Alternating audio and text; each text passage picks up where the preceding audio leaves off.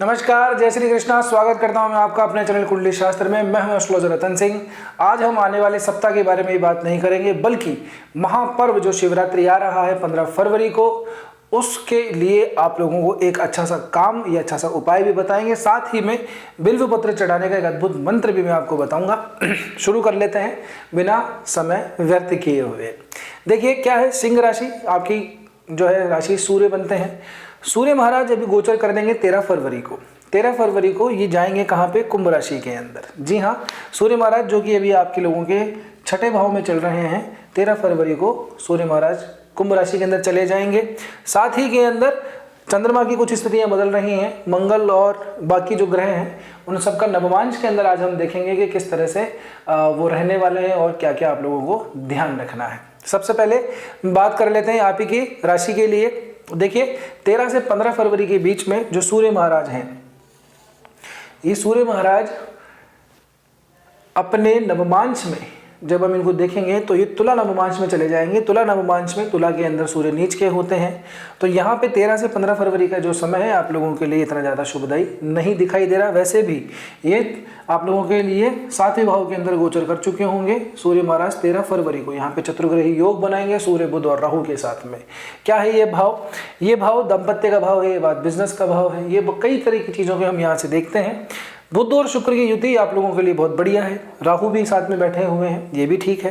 केतु और राहु ये दोनों ही अभी वर्गोत्तमी हो रखे हैं। वर्गोत्तमी मतलब नवमांश में जब इनको देखेंगे तो ये सेम राशि के अंदर हमको दिखाई देंगे।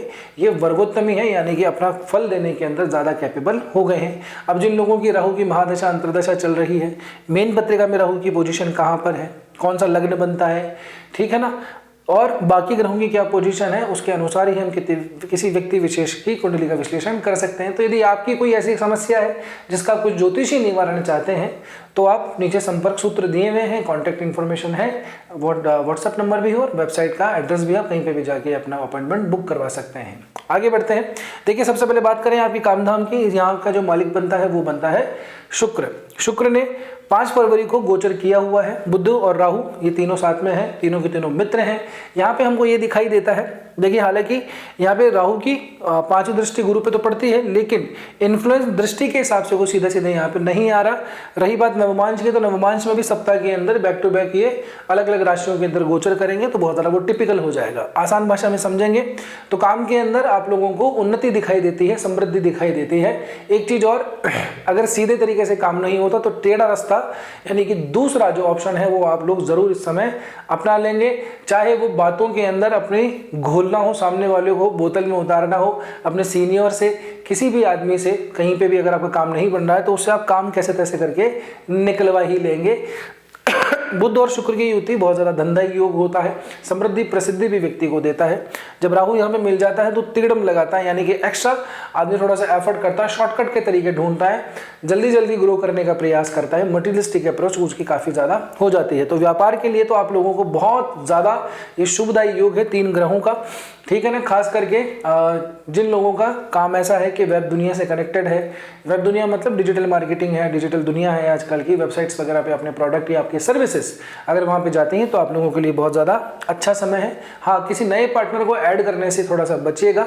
अपने काम के अंदर अगर नया कुछ इनोवेशन चाहते हैं, कोई नई प्रोडक्ट आप लॉन्च करना चाहते हैं, कुछ और रेनोवेशन चाहते हैं अपने वर्किंग प्लेस को, तो ये समय आप लोगों के लिए बहुत ज़्यादा शुभदायी है।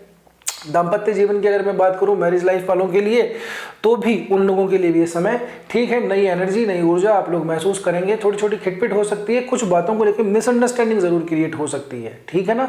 तो अपने स्पाउस से थोड़ा सा जो है क्लियरली चीज़ों को मैसेज दें। गोल मोल कोडिंग के अंदर अगर बात करेंगे तो हो सकता है कि आपकी बात को थोड़ा मिसअंडरस्टूड कर जाए और फिर खामखा एक शक पैदा हो जाए और व्यर्थ का तनाव हो। ये समय आप लोगों के लिए उत्तम है। 13 फरवरी के बाद में सूर्य का जैसे ही यहाँ पे गोचर होगा अपनी राशि के ऊपर सीधा दृष्टि डालेंगे, समसप्तक होंगे। अब सूर्य महाराज जो है 13 से 15 फरवरी के बीच में नीच भी रहेंगे। कहाँ पे? नवमांश के अंदर, ठीक है ना।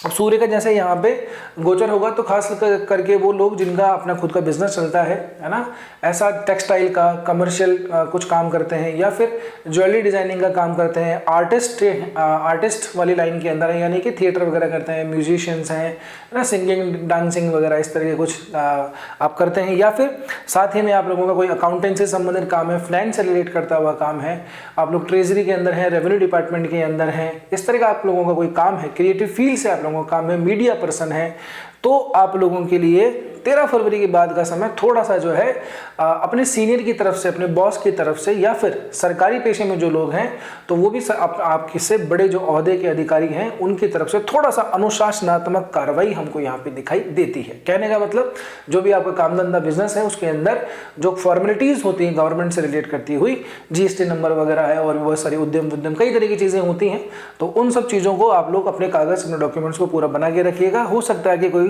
सरकारी आप लोगों के ऊपर डंडा चल जाए, कोई काम के अंदर अड़चन आ जाए, ठीक है ना। गवर्नमेंट का सपोर्ट आप लोगों को इतना ज़्यादा मिलता हुआ नहीं दिखाई दे रहा है। मैं फिर से कह रहा हूँ, आप ही के राशि हैं, राहु के तो दोनों वर्गत्व में होंगे यहाँ पे, साथ में राहु के साथ में 3 ग्रह तो बैठे ही हैं, लेकिन सूर्य भी यहाँ पे आ जाएंगे। सूर्य थोड़े से पीड़ित रहते हैं इस समय पे, ठीक है ना। मकर और कुंभ राशि के अंदर शनि की राशि है, इसलिए तो आप लोगों को गवर्नमेंट की तरफ से थोड़ा सा सावधान रहने की ज़रूरत है। बस लीगल फॉर्मेलिटीज़ जो है उसको थोड़ा सा पूरा कर लीजिए, नॉर्म्स रेगुलेशंस को थोड़ा सा फॉलो कीजिए, बाकी कोई समस्या आप लोगों के लिए है नहीं। वर्किंग प्लेस के ऊपर समय ठीक है, आप लोगों का काम बनेगा। जॉब स्विच करनी हो तो बेहतर समय है, या फिर जॉब स्विच कर चुके हैं, नया अपना खुद का कोई काम स्टार्ट करना चाहते हैं, बिजनेस स्टार्ट करना चाहते हैं, कोई स्टार्टअप करना चाहते हैं, पार्टनरशिप के साथ में कोई काम करना चाहते हैं, गो अहेड, आगे बढ़िए, कोई समस्या वाली बात नहीं है, समय आप लोगों के लिए उत्तम है, ठीक है ना। काम की ग्रोथ की अगर मैं बात करूं तो ऑलरेडी वहां पे गुरु बैठे हैं। देखिए अगर आप ठीक से देखेंगे तो दशम और एकादश, काम और काम के भाव के स्वामी की युति यहाँ पे बनी हुई है। कहाँ पे? सप्तम भाव के अंदर। सप्तम भाव वैसे तो मारक भाव माना जाता है, लेकिन केंद्र के अंदर युति बनी हुई है, तो आप लोगों के लिए लाभ ही होगा। इसलिए मैं कह रहा हूँ, अगर स्विच करना चाहते हैं स्विच कर सकते हैं, आपका प्रमोशन वगैरह हो जाएगा, आगे नई जॉब मिल जाएगी, बढ़ जाएगी, ग्रेड भी बढ़ जाएगी, पे भी बढ़ जाएगा। साथ ही में अगर अपना कुछ नया स्टार्ट करना चाहते हैं तो कर सकते हैं, कोई दिक्कत वाली बात यहाँ पे नहीं है। अब जैसे ही यहाँ पे सूर्य आगे बढ़ेंगे तो मंगल यहाँ पे अकेले रह जाएंगे। इतने दिनों से पहले चंद्रमा और क्षमा कीजिएगा, मंगल और सूर्य का यहाँ पे योग बना हुआ है। आदित्य मंगल योग है मकर राशि के अंदर, और मकर राशि मंगल की उच्च की राशि है। शत्रुहंता बनाते हैं, कॉम्पिटिटर्स जो है आप लोगों को ज़्यादा कुछ बिगाड़ नहीं पाएंगे। जो भी आपके एनिमीज हैं वो बिल्कुल दबे हुए से रहेंगे। 13 फरवरी तक सूर्य आगे बढ़ेंगे, मंगल अकेले रहेंगे, तब भी ये अपना प्रभाव बनाने में जो है कैपेबल रहेंगे। लेकिन एक समस्या यहाँ पे हमको दिखाई देती है, 10 से लेकर के 14 फरवरी के बीच में मंगल जो है वो नीच नवमांश में जाएंगे, यानी कि सूर्य तो नीच नवमांश में रहेंगे ही 13 फरवरी से, साथ ही के अंदर मंगल जो है 10 फरवरी से ये भी नीच नवमांश में यानी कि कर्क राशि के अंदर नवमांश के अंदर प्रवेश करेंगे। तो यहाँ से हो सकता है कि आप लोगों को कोई हिडन एनिमी या नजर आए, कोई ऑफिस के अंदर, अपनी वर्किंग प्लेस के ऊपर, अगर स्टूडेंट हैं तो आपकी क्लासेस वगैरह के अंदर, आपकी जहाँ पे भी आप रहते हैं उस जगह के ऊपर छोटा मोटा लड़ाई झगड़ा कुछ ऐसा हो जाए, कुछ आपकी हानि पहुंचाने की कोशिश करे। तो यहाँ पे ऐसा है कि अपने जो सीक्रेट्स वगैरह हैं जल्दी से रिवील नहीं करने होते किसी को भी, और साथ ही में ब्लाइंड फेथ भी नहीं करना है किसी के ऊपर। खास करके फाइनेंशियल मैटर के अंदर तो आप लोगों को थोड़ा सा संभल के रहना है, क्योंकि खामखा जो है चीज़ों से दो चार हो, हमारा टाइम खराब हो, ऐसे नहीं है कि आपका कुछ बिगड़ जाएगा, लेकिन आपका टाइम थोड़ा सा वेस्ट हो जाएगा, अजीब से टेंशन हो जाएगी, तो उससे थोड़ा दूर ही रहिएगा। एक और बात मैं आपको बता दूँ कि 10 फरवरी से लेकर और 12 फरवरी के बीच में 3 दिन का जो समय है, चंद्रमा चौथे भाव के अंदर आपके गोचर करेंगे। वृश्चिक राशि के अंदर चंद्रमा जाएंगे तो ये भी थोड़े से क्या पूरी तरह से वृश्चिक राशि में नीच के हो जाते हैं। हालांकि डिग्री इसमें इंपॉर्टेंट होती है, पर्टिकुलर डिग्री तक ही कोई ग्रह उच्च नीच माना जाता है। बहरहाल फिर भी यहाँ पे जो है इतने ज़्यादा शुभदायी नहीं माने जाएंगे, क्योंकि वैसे भी ये जो भाव है जिसका नैसर्गिक कारकत्व चंद्रमा के पास ही है, तो इस समय अपनी माता जी का स्वास्थ्य का थोड़ा ध्यान रखिएगा। रियल एस्टेट प्रॉपर्टी, कोई घर मकान दुकान गाड़ी वगैरह अगर लेनी हो तो थोड़ा सा बचे जाइएगा। खास करके सेकेंड हैंड वगैरह गाड़ी के अंदर डील इस समय पर बिल्कुल नहीं करनी है, ठीक है ना। फ्लैट वगैरह या कुछ भी आपको लेना हो तो इन तिथियों को 10 से लेकर के 12 की जो बीच की तारीख है इसमें थोड़ा सा टाल लीजिएगा। इतना ज़्यादा ये शुभ चंद्रमा की दृष्टि से हमको दिखाई नहीं दे रहा है। चंद्रमा वैसे भी आपके व्यय भाव के मालिक हैं, तो खामखा क्या है आपको परेशान ही कर सकते हैं। रिलेशनशिप की बात करूं तो रिलेशनशिप के मामले में बढ़िया समय 13 और 14 ये 2 दिन रहेंगे। 13-14 फरवरी को चंद्रमा आपके पंचम भाव में रहेंगे, धनु राशि के अंदर। सीधी सीधी दृष्टि पड़ रही है यहाँ पे गुरु महाराज की अपनी ही राशि के ऊपर। तो प्रेम संबंधों के अंदर परिपक्वता दिखाई देती है, नया चारण दिखाई देता है। ठीक है, 14 फरवरी वैसे भी जो नवयुवा हैं उनके लिए बड़ा स्पेशल दिन होता है, वैलेंटाइंस डे होता है। तो आप लोगों के लिए तो ऐसा है कि अपनी मन की बात खुल के कहिए, बिना किसी हेजिटेशन के बात आप लोगों की बन ही जानी चाहिए। भगवान श्री कृष्ण का नाम लीजिए, राधा कृष्ण का नाम लीजिए और आगे बढ़िए। अपने जो भी जिनके भी साथ में आप रिलेशनशिप में जाना चाहते हैं उनके साथ में अपनी बात कहिए, तो आप लोगों को दिक्कत नहीं आएगी। जो ऑलरेडी रिलेशनशिप के लिए है, अंदर है, उन लोगों के लिए भी समय ये काफ़ी अच्छा है। अगर हम बात करें शनि की, तो शनि भी जो है अपने नवमांश सिंह नवमांश में ही अभी चल रहा है, यानी कि केतु के साथ में अभी पोजीशन है नवमांश के अंदर। शनि केतु नवमांश में पोजीशन बनाए हुए हैं, सिंह राशि आपकी ही राशि के अंदर।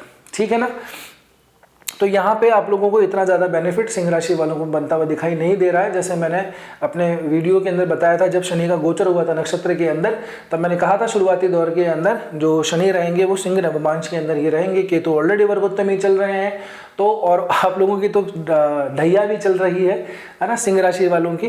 तो आप लोगों को तो थोड़ी सी परेशानी अभी हो रही होगी, लेकिन हाँ कुछ ग्रहों का गोचर जो बदला है आप लोगों के लिए हित में रहेगा। परेशानियां थोड़ी सी कम होंगी आप लोगों के लिए, खास करके व्यापार वगैरह के अंदर, मैरिज लाइफ के अंदर आप लोगों को काफ़ी कुछ सहूलियत मिलने वाली है खास। और एक और बात, वर्किंग प्लेस से, वर्किंग एनवायरनमेंट से जो लोग काफ़ी डिस्टर्ब हैं, बहुत परेशान रहते हैं, तनाव में रहते हैं, उन लोगों के लिए भी समय काफ़ी ज़्यादा उत्तम है। एक और बात, जिन लोगों को थोड़ी सी हड्डियों वगैरह की थोड़ी सी दिक्कत है, नसों की दिक्कत है, कोलेस्ट्रॉल की प्रॉब्लम है, उन लोगों को भी 13 फरवरी के बाद में थोड़ी सी राहत मिल जाएगी। ठीक है ना। हाँ, ये है कि जिन लोगों को थोड़ी सी एंजाइटी डिप्रेशन वगैरह रहता है, बीपी शुगर की थोड़ी सी प्रॉब्लम रहती है ना, थायराइड वगैरह है, तो उन लोगों को थोड़ा सा सावधान रहने की जरूरत है। राहु के साथ में शुक्र बुध की ये युति सप्तम भाव के अंदर थोड़ी सी हमको स्वास्थ्यगत यहाँ पे चिंताएं दिखाई देती हैं। अब बात करते हैं महाशिवरात्रि को लेकर के। बड़ा दिन है, बहुत अच्छा दिन है। सिर्फ शिव जी की नहीं, माता पार्वती, माता गौरी की भी इस दिन आराधना की जाती है। तो आप लोगों को क्या करना है, सिंह राशि वाले हो, सूर्य तत्व के ग्रह हो, तो यदि आप क्या है कि कुछ घर से कुछ अपना कुछ बना के ले जाएं, ठीक है ना। जैसे जो थूली होती है ना, मोटा जो अनाज होता है, जौ वगैरह जो होता है, उसका कुछ भोजन वगैरह बना के ले जाएं प्रसाद के लिए। क्योंकि देखिए, अब बिल्व पत्र, अकोड़ा, दूध, गाजर, बोर, जल, ये तो अर्पित करेंगे ही, साथ ही साथ के अंदर अगर आप कुछ बना के ले जाएं अनाज से संबंधित, तो आप लोगों के लिए बहुत ज़्यादा शुभदायी होगा, बहुत ज़्यादा लाभदायी होगा। उसका आप भगवान शंकर को, माता पार्वती को भोग अवश्य से लगा दीजिएगा। अगर आपसे हो सके तो इस दिन अन्न वगैरह का दान आप लोग जरूर से करें, आप लोगों को बहुत ज़्यादा बेनिफिट होगा। ठीक है ना। अन्न का दान, अन्न में आप अनाज भी दे सकते हैं, और भी कई तरह के अन्न आते हैं, है ना। चावल वगैरह को भी हम अन्न में ही काउंट करते हैं। 7 तरह के अनाज ले सकते हैं, सिंगल गेहूं वगैरह भी ले सकते हैं, जो भी आपको कंफर्टेबल हो। कितना भी आप देना चाहें तो दे सकते हैं। जो जिनको ज़रूरत हो उनको आपने 5 किलो का, 1 किलो का, 2 किलो का कोई आटे का कोई कट्टा खाना बनाने के लिए ऑफर कर दिया, जो एक्चुअल में काम आए। ये नहीं वो वहाँ से ले रहे हैं, दुकान में बेच दिया और फिर इस तरीके से वो रोटेशन चलाएं। बस इसका थोड़ा सा ध्यान रखें। अगर आप करेंगे तो आपके लिए बहुत ज़्यादा बेनिफिट रहेगा। महाशिवरात्रि का दिन है, क्या है, माता गौरी और भगवान शंकर जो है आप पे प्रसन्न जरूर होंगे। जब आप बिल्व पत्र चढ़ाएंगे, अब बिल्व पत्र की बारी है, बिल्व पत्र चढ़ाएंगे तो इस मंत्र को जरूर से आप बोल लें। अगर आपको क्या है कि याद नहीं हो रहा है तो इसका स्क्रीनशॉट ले लीजिएगा। जब आप पूजा वगैरह करेंगे तब इसको जरूर से ध्यान रख लें। अगर पहले से प्रैक्टिस कर पाए तो बहुत अच्छा है। मंत्र है त्रिदलम त्रिगुणाकार त्रिनेत्रम च त्रिधायुतम त्रिजन्म पाप संहारम बिल्वपत्रम शिवार्पणम श्री भगवते सांब शिवाय नमः। बिल्वपत्रम समर्पयामि, ये समर्पयामि करके और फिर बिल्वपत्र को अर्पित करें, और फिर देखिए कितना आनंद आता है। ठीक है ना, क्योंकि बिल्वपत्र के अंदर ब्रह्मा विष्णु महेश तीनों का वास माना जाता है। अगर आप ये मंत्र उच्चारित करके अगर बिल्वपत्र चढ़ाएं तो आप लोगों को बहुत ज़्यादा लाभ मिलेगा। मैं ये नहीं कहता कि गाड़ी मिल जाएगी, दुकान मिल जाएगी, सोना होगा, पैसे ही पैसे होंगे, पर हाँ, माता गौरी शंकर की कृपा आप लोगों को ज़रूर प्राप्त होगी। ठीक है ना। अब यहाँ तक पहुँचे तो वीडियो ठीक ही लगा होगा। वीडियो ठीक लगा है तो लाइक भी आपने कर दिया होगा। एक रिक्वेस्ट है आप लोगों से, ज़रा रुक के जाइए। कमेंट जब आप करें या ना भी करें तो कमेंट सेक्शन के पास में उसको थोड़ा स्वाइप करेंगे तो वहाँ पे हाइप का ऑप्शन आएगा। वीडियो को हाइप जरूर से दे दीजिएगा, फिर बताइएगा कमेंट करके कैसा लगा। नए हैं तो सब्सक्राइब जरूर से कर लीजिए। बस आज की वीडियो में इतना ही, मिलते हैं अगले वीडियो में। तब तक के लिए स्वस्थ रहिए, मस्त रहिए, अपना और अपनों का ध्यान रखिए। जय गौरी शंकर, जय उमा महेश्वर, हर हर महादेव।